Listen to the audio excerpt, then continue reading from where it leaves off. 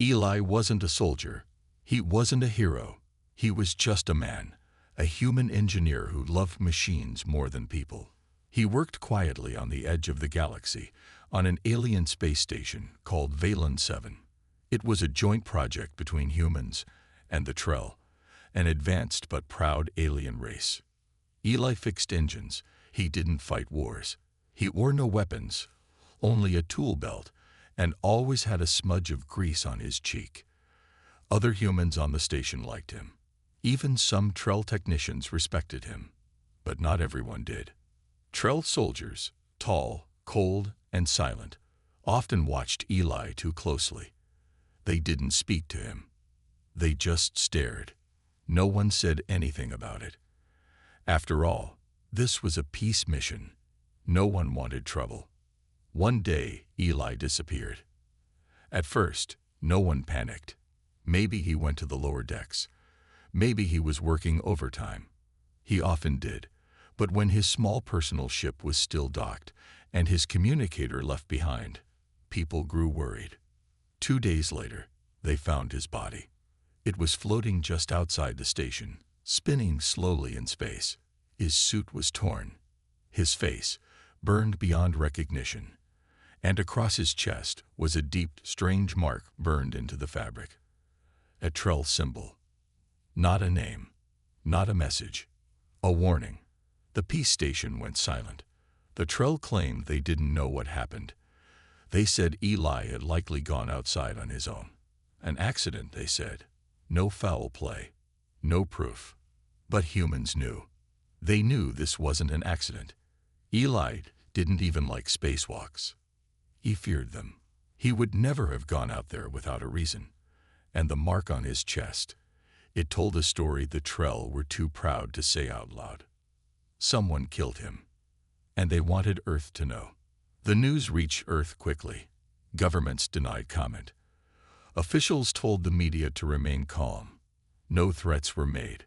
No ships were launched. It was quiet. Too quiet. Inside Earth's military command, meetings happened in shadows. Across old war rooms deep underground, ancient weapons were reactivated. The public didn't know. Even some generals were kept in the dark. But something was moving. One general stood in front of a black screen. Her name was Admiral Raven. Her voice was calm, but her eyes were cold. "One of ours was taken," she said. "And now, we prepare." Across Earth, strange movements began. In the mountains of New Siberia, a hidden launch site lit up for the first time in 30 years. Deep under the oceans, silent submarines changed course. In orbit, satellites blinked off, intentionally. And then, something else. A ship, black as night. No flags. No ID. It rose from Earth's dark side, cutting across the stars like a ghost. It didn't broadcast. It didn't answer calls. It simply left orbit and vanished into deep space. No one knew its name. No one knew its mission. Not even those watching it. But those who saw it leave felt something strange. Not fear. Not anger. Something worse, a quiet promise. The Trell continued to deny everything. They claimed peace. They sent formal letters, words filled with politics. But deep down, in the dark corners of their minds, they began to feel the weight of something heavy. Because humans don't forget. And humans don't forgive. Especially not when you kill one of their own without reason. Back on Valen 7, the other humans packed quickly. The station's mood changed. Whispers filled the halls. Even the Trell soldiers became nervous. Security was increased. Patrols doubled. But none of it mattered anymore. Because the message was already sent. Not by words. Not by threats. But by silence, and the black ship heading toward the stars. Some say the ship was unmanned, a machine built only for revenge. Others say a human crew volunteered, ready to do what needed to be done. No one could prove anything. But from that day, Trell patrols stopped passing near Earth. Their diplomats canceled visits. Their trade slowed, because they had a feeling something was coming. And it wasn't a war. It was justice. Eli's name was not mentioned on the news. No medals, no awards. But in a small corner of Earth, his mother lit a candle near his photo. She didn't cry. She didn't speak. She only stared at the flame and whispered 3 words. They will pay. It had no name, no lights, no color, just dark metal and silent engines. It moved through space like a shadow, unseen by satellites and invisible to most scanners. The galaxy didn't know what was coming. Not yet. Inside the ship, there were 6 humans. Each one had volunteered. Each one had lost someone, and none of them were speaking. The leader of the mission was Captain Mara Vex. She had once commanded warships during the border rebellions. She retired after the peace treaty with the Trell. But now her eyes were hard again. Focused, unforgiving. No uniforms, no medals, just black armor and quiet rage. Their orders were simple. You are not to start a war, the Admiral had said. But if war begins, make sure we finish it. The crew didn't ask for more. They already knew what needed to be done. They studied Valen 7 from old blueprints. It was a large station with over 1,000 residents, Trell and human both. But Eli's murder changed everything. No one trusted each other now. Rumors of human evacuation had started. The team's goal wasn't revenge. It was truth. But everyone on board knew, if the truth was ugly, then vengeance would follow. The ship drifted past a Trell patrol. No alarms, no scanners reacted. The human stealth tech was better than anyone thought. Even the Trell's high-frequency radar didn't pick it up. Inside the cockpit, tech specialist Dean whispered, "They still don't see us." Mara nodded. "Good. Then we're still a ghost." They approached Valen 7 from the dark side of the nearby moon. No lights, no comms. They slowed to match the station's rotation and prepared for silent boarding. Meanwhile, on Valen 7, things were breaking down. The humans were scared. The Trell were acting strange. More armed guards, more sudden searches. Some Trell officers spoke of loose ends. Some even blamed the humans for Eli's death, calling it sabotage. A setup. Lies. One human worker, Kara Jin, packed her bags in secret. She had worked with Eli. She knew he was no threat. She had seen the way the Trell soldiers looked at him, especially one named Varnak. Varnak hated humans. He never said it, but everyone felt it. He was cold, quiet, dangerous, and now he walked the halls with 2 guards beside him, checking rooms, questioning engineers, always watching.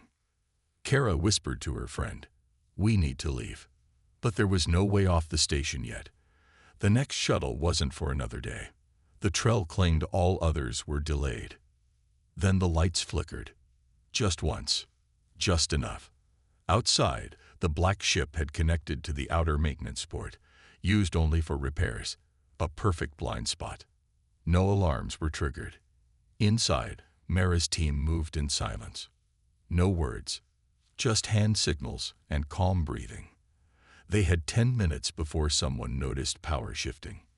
The station was massive, but they knew where to go. Eli's workshop.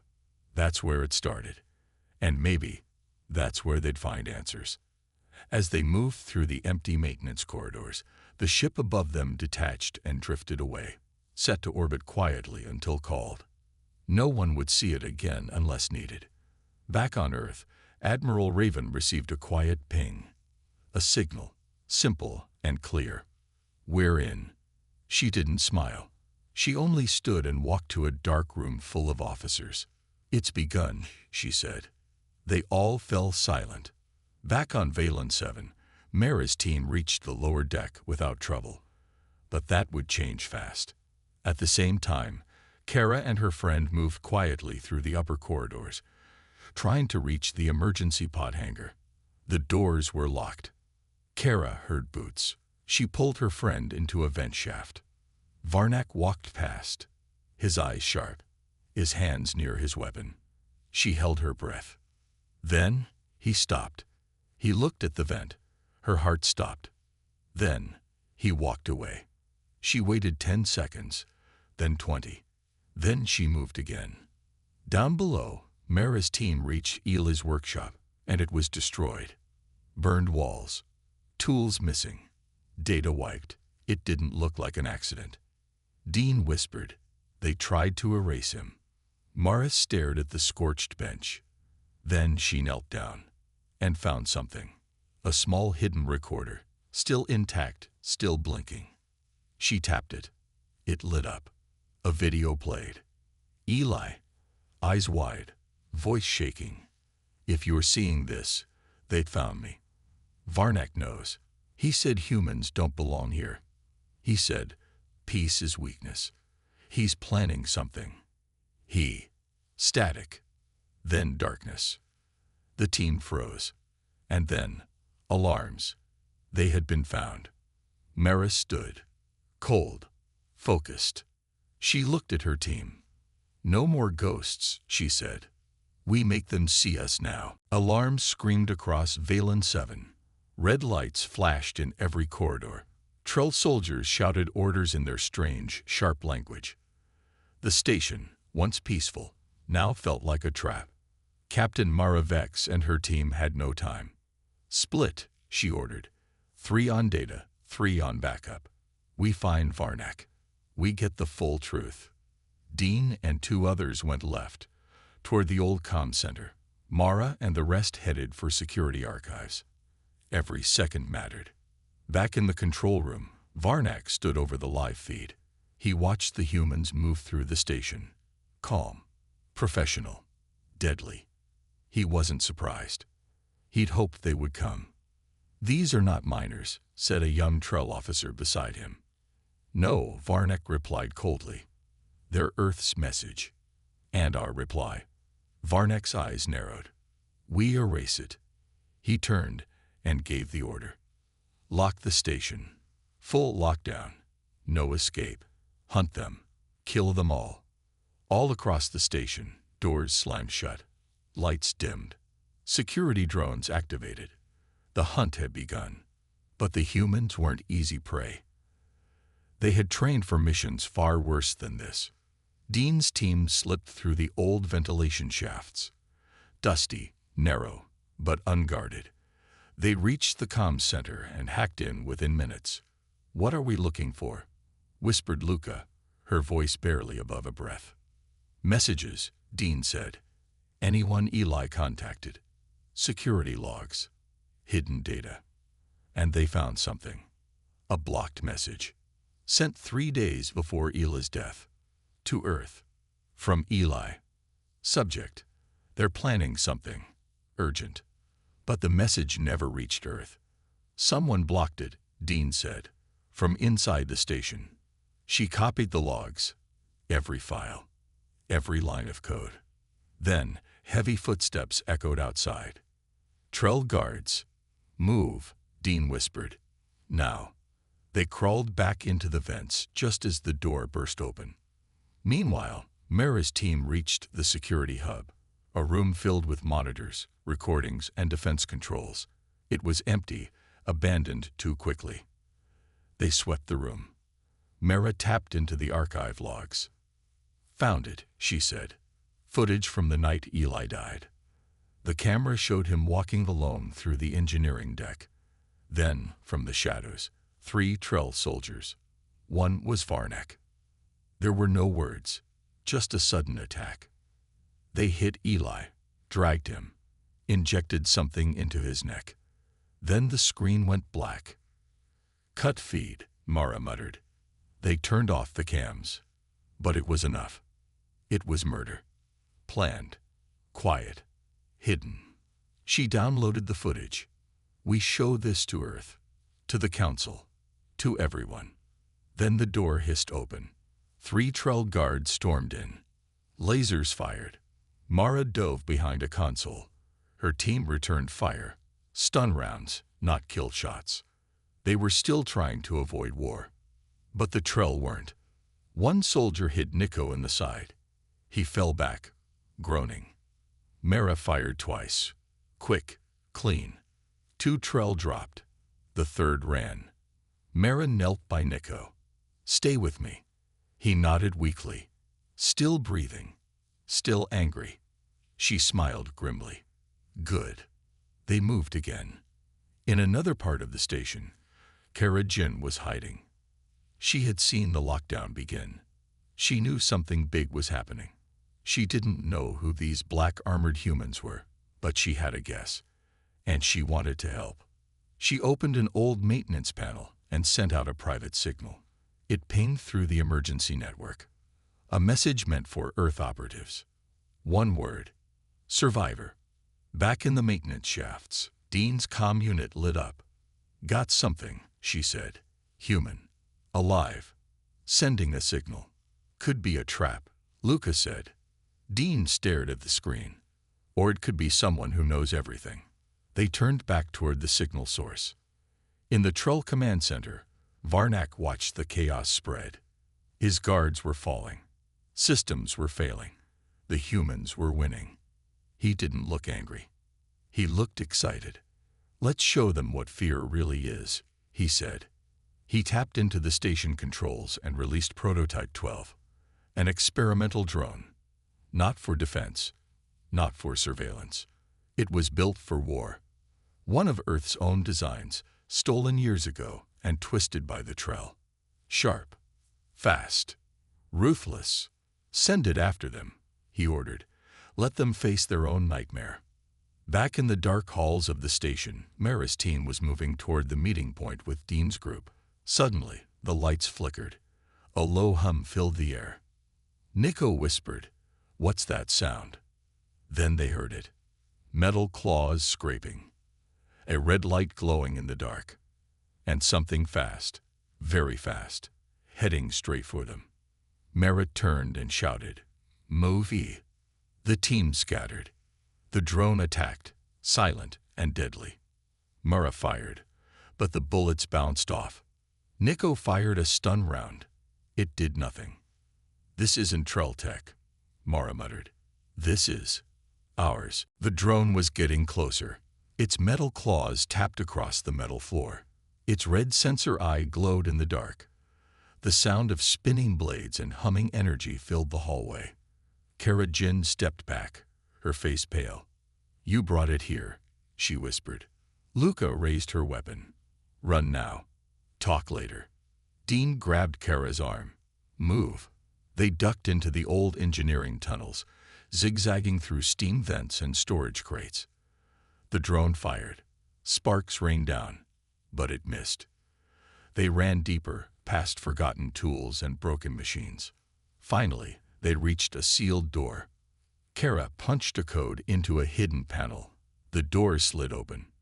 Inside, darkness, dust, silence. They slammed it shut behind them. For a few seconds, there was only heavy breathing. Then Dean turned. "Who are you?" she asked.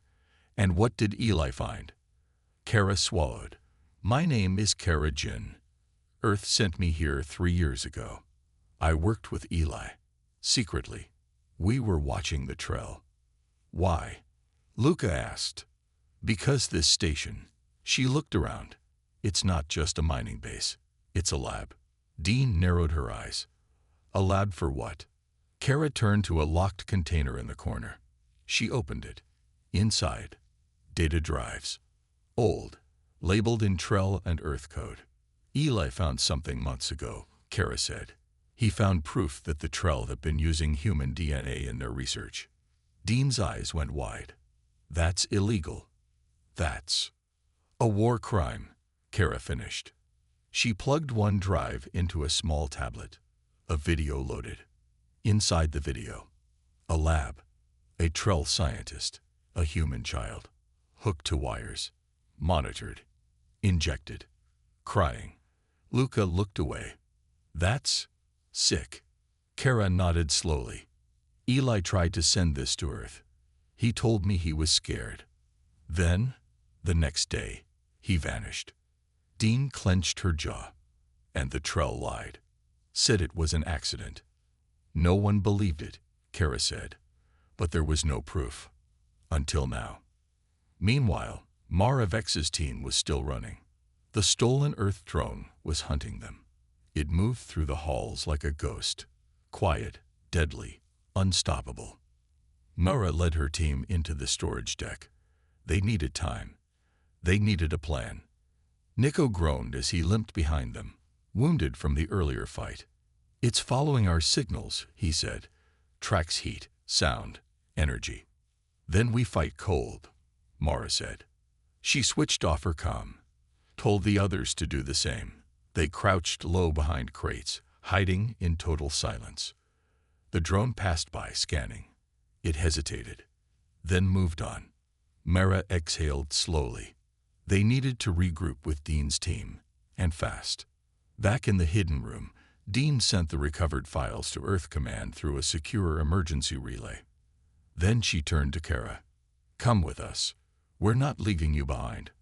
Kara nodded. "I know a faster route to the shuttle bay." As they moved out, Luca paused. "You hear that?" They stopped. The drone again. It had found them. Dean whispered, "Split up. Same plan. Kara, with me. Luca, circle left." They darted into different tunnels. The drone fired. Luca ducked. Sparks flew. But this time, Dean didn't run. She stopped beside an old panel, hot-wired the power core behind it, set it to overload.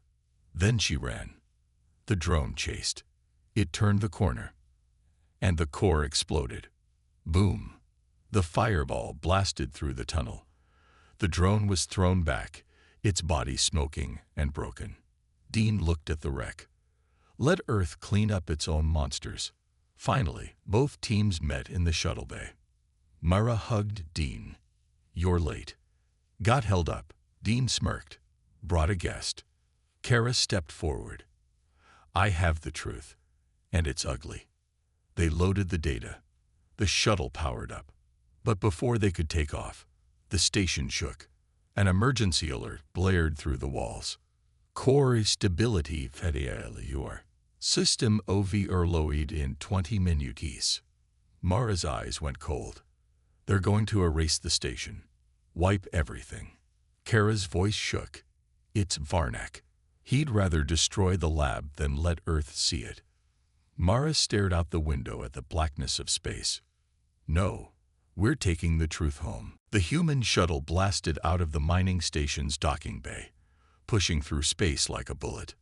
Inside, Mara, Dean, Luca, Kara, and Nico, all silent, all watching the black void ahead.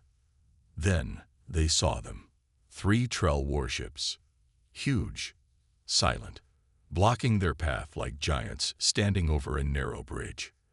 The ships gave no warning shot, but everyone knew what this meant. They weren't allowed to leave. Not with the truth, not with Kara, not with Eli's proof. Plot. Dean moved to the pilot's seat. They're powering up weapons. Kara stared at the growing red lights on the screens. "They'll destroy us, even if it breaks the peace." Mara didn't blink. "Then we break them first." The shuttle wasn't a warship. It was light, fast, but had basic shields and a small rail cannon. "We don't win in a fight," Luca said. "No," Dean replied. "But we don't have to fight. We just have to escape." Suddenly, the shuttle rocked. One of the Trell ships fired a warning pulse. Close. Deliberate. A message came through again. "Return the data. Return the traitor. Final warning." Mara looked at the others. "Final answer." Everyone nodded. She leaned into the mic. "You killed 1 human. That was your first mistake. You came for more. That will be your last." She cut the channel. The shuttle engines screamed. Dean pushed them forward, toward the warships. Meanwhile, back on Earth's lunar command base, alarms flared. The signal had reached them. Eli's file, Kara's logs, the video of the Trell using human test subjects. The Council of Commanders watched the footage in silence. No one spoke for a long time. Then Admiral Rains stood up. "They killed a civilian, hid the crime. then tried to silence the witnesses. A junior officer stepped forward. "Sir, do we go to war?" Rains looked out at Earth, shining below. "No," he said slowly. "We answer. In our way." He turned to his comm officer. "Activate Black Protocol. Launch the Aegis fleet.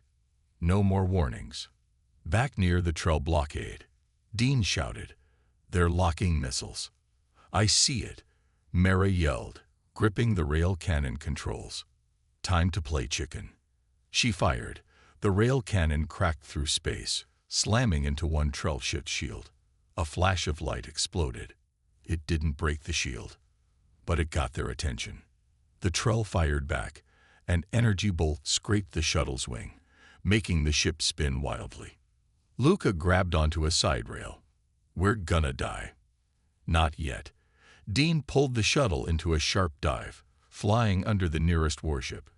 "They can't track us from below." Missiles shot past them, missing by inches. Inside the cockpit, alarms blared. Heat levels rising. Shields failing. But the shuttle kept moving. Mara leaned forward. "See that shadow?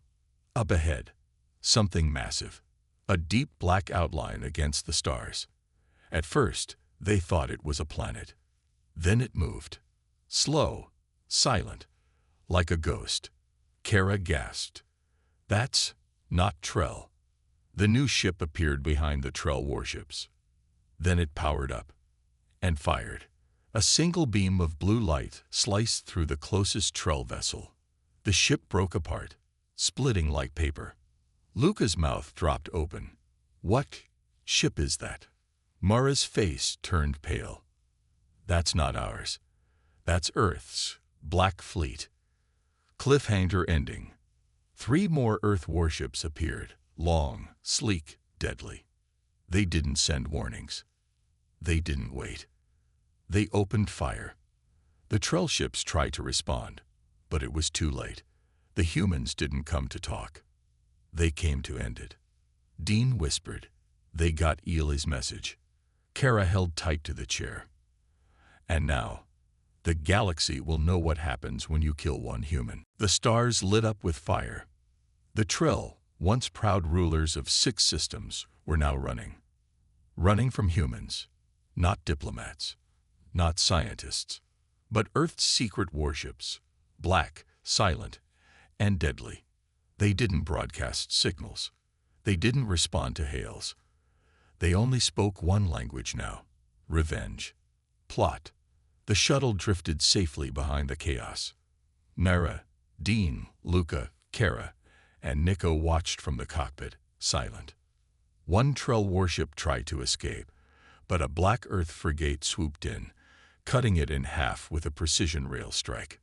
Luca whispered, "How many ships did we build?" Mara replied, "No one knows, not even Earth's allies." Kara stared at the destruction. They built them in the dark, for moments like this. Nico muttered, "So this was never peace. It was a warning." Dean nodded. "A long warning. And now, the silence is over." On the Trell command bridge, General Catal gripped the edge of his console. 4 ships, lost in minutes. An officer panicked. "We request backup." Catal shook his head. "Backup from where?" The humans struck too fast. Another officer shouted, "One of their ships is jamming our comms. We can't even call the council." Catal's eyes narrowed. They've been planning this. He slammed his fist on the table. All this for one human.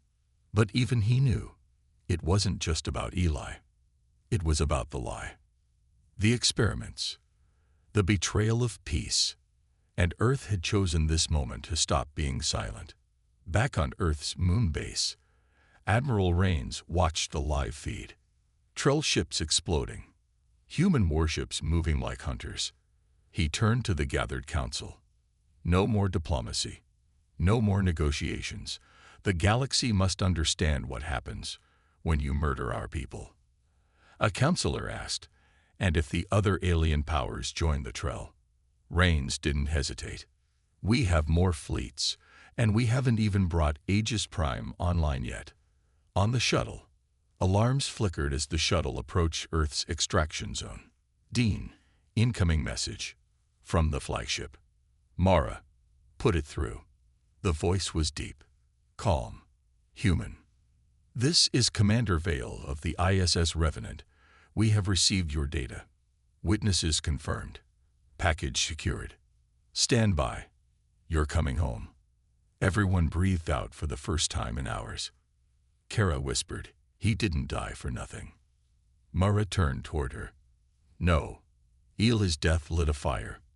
And now the galaxy's burning. Scene shift on a distant alien world. Inside the Galactic Council chamber, panic spread. Dozens of alien species argued, shouted, and pointed at live holofeeds. Earth's ships, dark, unknown designs, were wiping out the Trell fleet. Councillor Vellner of the Zin barked, they had these ships hidden for how long? Councillor Drex of the Targ growled, they were supposed to be primitive. An old, quiet voice finally spoke. It was Councillor Iran, the oldest member. He said only one thing. We killed one of their own. And now the storm has come. A black shadow moved across the stars. It wasn't a planet. It wasn't a moon. It was Earth's hidden warship, Aegis Prime, the last ship built during the Great Silence. It had never been used before. Until now. And now, it was here, silent, ready. The Trell Empire had ignored the warning. They killed Eli, a simple human engineer. And now, their empire stood on the edge of a blade. Plot. On the Trell homeworld, the skies turned dark. Not from clouds, but from war. Thousands of humans had gathered, on warships, in stations, and in orbit. But they didn't attack immediately. They waited. A message was sent to the Trell Council. You took one of ours. You tried to cover it. You tried to kill more. Now, we choose what justice looks like. Inside the Trell Council Hall, the High Chancellor begged, this is madness. We'll return the data. We'll surrender the officers. Just stop. But it was too late. On board the Aegis Prime, Admiral Rains stood on the command deck. All systems green. Target acquired. Orbital strike mode locked. He gave the final order. Send them the message. In fire. From orbit, a single beam of red energy fell from the sky. Clean, straight, and silent. It didn't explode. It erased. The Trell military base, where the experiments had been done, was gone in seconds. Then a second beam. Then a third. Earth didn't hit civilians.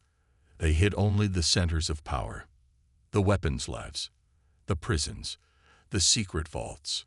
In less than 1 hour, the Trell's control was shattered. And Earth sent one last message. Let this stand in history. We asked for peace. You gave us blood. Now remember what happens when you make Earth bleed. Back on the Revenant, Kara stood in silence, watching the Trell system burn. Mara walked up beside her. You okay? Kara nodded.